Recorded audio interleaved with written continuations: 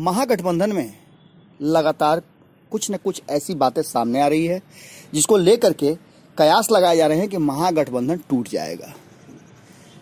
जीतन राम मांझी जो हिंदुस्तानी आवाम पार्टी के कर्ता धर्ता और प्रमुख हैं, उनके बयान को लेकर के तो पहले से ही महागठबंधन असमंजस की स्थिति में था।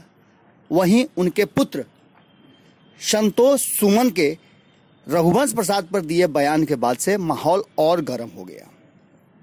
संतोष सुमन ने रघुवंश प्रसाद को राजनीति सिखाने और उनकी बातों से असहमति व्यक्त करते हुए बहुत कुछ कह दिया, पर इसके बाद राजद की तरफ से किसी भी तरह की कोई प्रतिक्रिया नहीं आई।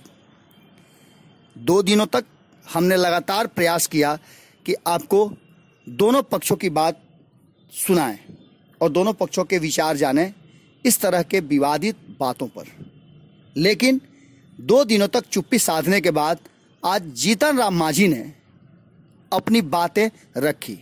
लालू प्रसाद से मिलने के लिए जीतन राम मांझी गए थे। उन्हें संशय था कि उन्हें सीटें जो चाहिए वो उनके मन मुताबिक और उनके कद के हिसाब से नहीं मिल रहा है। जीतन राम मांझी का दावा था कि उन्हें कांग्रेस से ज़्यादा सीटें चाहिए। इसके बाद उन्होंने कहा कि उन्हें उपेंद्र कुशवाहा से ज़्यादा सीटें चाहिए। इन सब बातों को लेकर हमेशा संशय की स्थिति बनी रही और उनके एनडीए में जाने की भी बातें लगातार चलती रहीं। इन सब बातों के बाद लालू प्रसाद से मिलने के चंद घंटों के बाद ही जीतन राम मांझी ने पत्रकारों को दिए बयान में बहुत कुछ कहा। अभी भी उनका जो मकसद है, जो बोलने का तरीका है, वो संशय की स्थिति से बाहर नहीं निकलना दिखा रहा है। आपको बता दें कि जीतन राम मांझी ने कई बातें सामने रखी हैं, जिसमें कांग्रेस को लेकर के भी उनकी बातें बहुत स्पष्ट नहीं हैं। वहीं दूसरी तरफ कई सीटों को लेकर के उनके दिए गए बयान महागठबंधन में हो रहे विवाद और झमेले को दर्शाते हैं। एक बात तो उन्होंने जरूर स्पष्ट कर दी कि लालू प्रसाद से जो बातें हुई है, उन बातों के आधार पर एनडीए को किसी भी हाल में लोकसभा चुनाव में मात देने की रणनीति सबसे ज्यादा महत्वपूर्ण है। इस रणनीति के तहत लालू प्रसाद, जीतन राम मांझी और रघुवंश प्रसाद के बीच क्या क्या बातें हुई, अब आगे क्या स्टैंड लेंगे, इन सब बातों को पत्रकारों के सामने रखा जीतन राम मांझी ने। आप सुनिए कि जीतन राम मांझी ने बातचीत के दौरान क्या कुछ कहा। और कोई राजनीतिक व्यक्ति एक साथ जुटता है तो निश्चित है कि राजनीतिक बात हो जाती है जी। और उसमें भी देखा कि रघुवंश बाबू भी जो राजद के उपाध्यक्ष हैं वो भी आ गए थे, उनसे भी आप लोगों की बात हुई होगी। बात सिर्फ यही हो रही है हम लोगों में कि हर सीट को ऐसा कैंडिडेट देना चाहिए कि जीता हुआ कैंडिडेट होना चाहिए। एनडीए को हराना है और एनडीए को हराने के लिए जो दल हैं, घटक दल हैं महागठबंधन के, उनको आपस में विचार विमर्श करना चाहिए, एक जगह बैठना चाहिए। और ये भी तय हुआ अभी हमारे सामने, तेजस्वी जी को, अखिलेश जी को, ये सबको टेलीफोन किया गया है। अखिलेश जी कांग्रेस वाले हैं, एमपी हैं, तेजस्वी जी राजद के नेता प्रतिपक्ष हैं। इन लोगों को कहा गया, हवाला दिया गया कि हम लोग यहाँ पर आए हुए हैं, तो इन लोगों से बात कीजिए। सबसे बड़ी बात चिंता यही है कि कांग्रेस के लोग कुछ ज़्यादा सीट मांग रहे हैं।